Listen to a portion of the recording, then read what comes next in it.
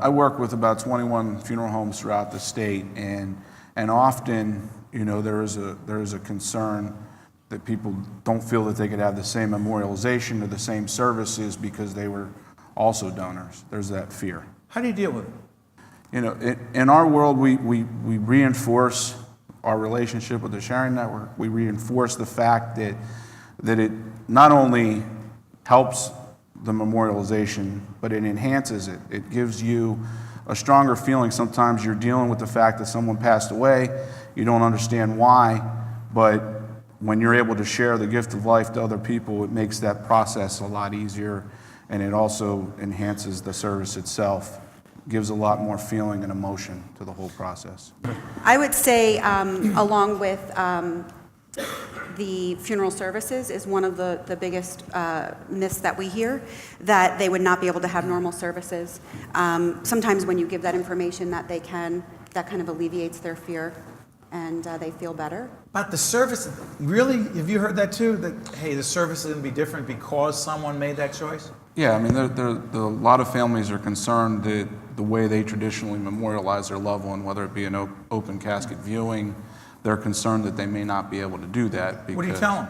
We tell them they absolutely can, Describe your relationship with the Sharing Network, given the fact that you deal with these funeral homes. What exactly is the connection? Well, our connection is very simple, because our industry, and what I'm hearing constantly on this panel, is trying to educate people about understanding their own mortality. If you break it down to the bottom, we don't like to think about what's going to happen. We don't want to not only think about that piece, but all the other details that are brought in between, specifically decisions that they might need to make as it relates to donating tissue and organs.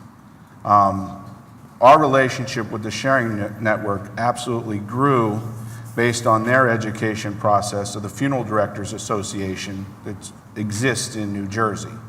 And we noticed that funeral directors themselves often are set up in a manner where when they find out somebody is a donor, sometimes they're resistant and give resistance to the families themselves, like, oh, you don't want to do that. What? And they kind of... They will say that? There will be funeral directors out there that do say that, and they do it because of the practical reasons. It's a little extra work for the funeral director, without question. But it's not their choice. Exactly. But they influence, like anyone else influences. So we made specific steps with the group that I'm in control of to make sure that we never put a family in that position. In fact, we do the opposite of that. And, we built this relationship with the Sharing Network to not only work with the families, but to also help invest some monies with them so that they could continually get the word out. So, we're a small group. The funeral homes that I'm responsible for are about 6% of the mortality. But there's a statewide association.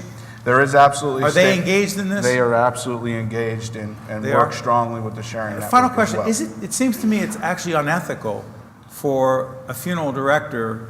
I mean, just common sense would tell me if a family has made that decision, it would seem unethical for a funeral director to even have a discussion about, do you really want to do, even perhaps, like, what is, you're just supposed to do what the family wants, or am I oversimplifying it? No, you're exactly correct.